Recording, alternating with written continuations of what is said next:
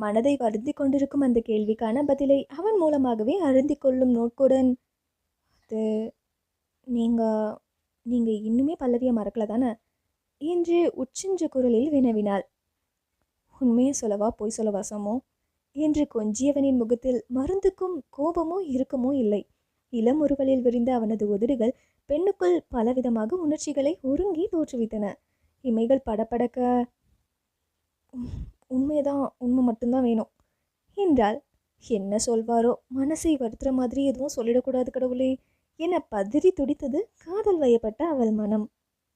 தொண்டைக்குழியில் நீர் வற்றி போக நெஞ்சாங்கோடு ஏறி இறங்க அவனை நோக்கி தவிப்பும் பயமும் கலந்த ஒரு பார்வையை வீசினார். அவன் வாய் திறக்கும் அந்த சிறு இடைவெளியில் சித்துதான் பிழைத்தாள்.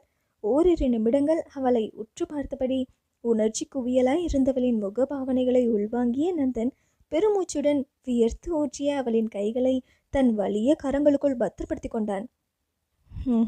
மறக்கல.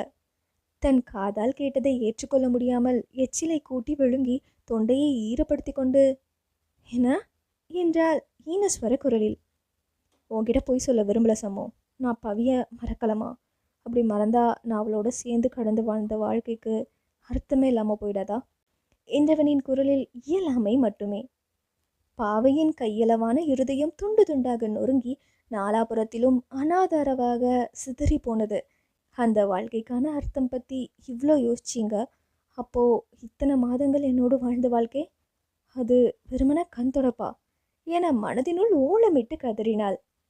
நான் மறக்கலை. என்னால் என்னைக்கும் அவளை மறக்கவே முடியாது சமோ.